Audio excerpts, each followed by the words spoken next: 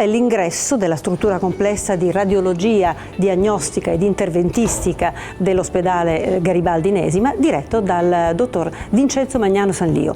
Entriamo, ve lo mostriamo, vi spieghiamo come funziona. Eccoci in una delle sale del reparto di radiologia diagnostica. Dottor Magnano, ma che ruolo ha la radiologia all'interno di un'azienda ad alta specializzazione come appunto il Garibaldi Nesima? La radiologia sicuramente ha un ruolo centrale in tutte le aziende sanitarie. Dico a maggior ragione in un'azienda ad altissima specialità come l'Arnas Garibaldi, la radiologia rappresenta, mi consente di dire, il motore dell'ospedale stesso, perché in assenza della radiologia l'ospedale in realtà si ferma. Questo comporta una serie di ha comportato perlomeno nel tempo una serie di iniziative proprio mirate a dare un livello di risposta sia in termini diagnostici che terapeutici, perché la radiologia oggi è anche radiologia interventistica e quindi terapeutica, una serie di risposta agli specialisti di altro settore, formando dei radiologi che sono diventati radiologi d'organo o d'apparato. Cosa intendo dire? Il radiologo cosiddetto generale, che era una figura classica negli anni passati, oggi è un po' anacronistica, soprattutto in un'azienda ad alta specialità, perché occorrono dei radiologi che abbiano una competenza specialistica nei vari settori, tale da poterli mettere in condizioni di dialogare con gli specialisti di settore a pari livello. Questo è sempre stato, diciamo, il mio pallino, il mio punto d'arrivo. Proprio per questo motivo negli anni ho formato dei gruppi che si occupano selettivamente di organo o di patologia. Così facendo si sono creati poi in ospedale, diciamo è stata poi l'evoluzione naturale, quelli che vengono definiti i GOM, cioè gruppi oncologici multidisciplinari o gruppi ospedalieri multidisciplinari, a seconda se si occupino di patologia oncologica o meno. Da qui l'importanza fondamentale quindi della formazione specifica anche del personale medico che opera. Come ci siete arrivati nel tempo? Assolutamente sì, è un progetto che è iniziato già nel 2004, quando abbiamo preso possesso di questa unità operativa. Siamo stati i primi tra l'altro a prendere possesso nell'azienda Garibaldi della unità operativa di radiologia Nesima, e già da allora abbiamo iniziato un percorso formativo per i miei aiuti, assecondando soprattutto quelle che erano le inclinazioni naturali di ognuno, ad occuparsi specificamente di un organo o di un apparato. Questo nel tempo ci ha dato dei risultati eccezionali. Sì, un esempio è che abbiamo alcuni medici nella mia struttura che si occupano per esempio di patologie respiratorie, avendo raggiunto dei livelli eccezionali in termini di preparazione, perché è chiaro che occupandoti selettivamente di un argomento e parlando poi con gli specialisti di settore, che sono ad esempio gli pneumologi, i chirurghi toracici, eccetera, naturalmente amplifichi quelle sono le tue conoscenze. Lo stesso in campo patologico, abbiamo degli specialisti che si occupano di fegato, in campo vascolare e così via. Questo ci ha consentito di creare un team che va a ricoprire a 360 gradi tutta la patologia che vediamo qui in Arnas, avendo un rapporto con gli specialisti di settore assolutamente paritetico. In conclusione, dottore Magnano, tra l'altro ci troviamo proprio in una delle due sale che sono state inaugurate da poco, rinnovate e all'avanguardia. Possiamo dire che questo reparto è un fiore all'occhiello della sanità siciliana. Sì.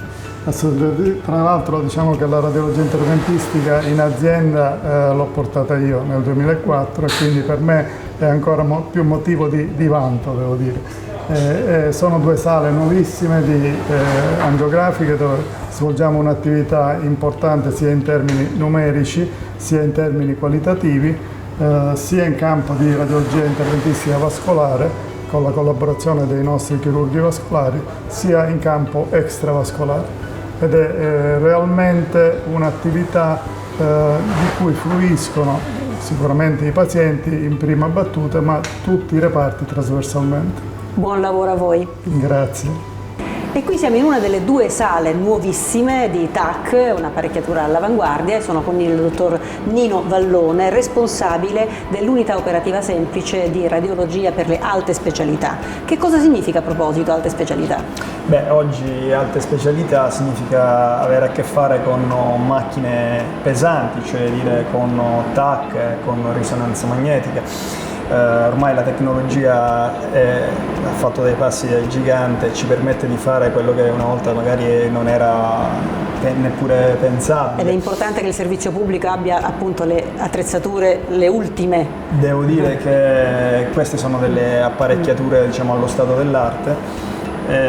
Abbiamo 2 TAC multidetettore da 64 strati, cioè significa che in una sola rotazione della TAC facciamo 64 strati, e ovviamente questa è una implicazione che porta a fare degli studi soprattutto nell'ambito oncologico e vascolare, di cardiaco, che prima era impensabile fare.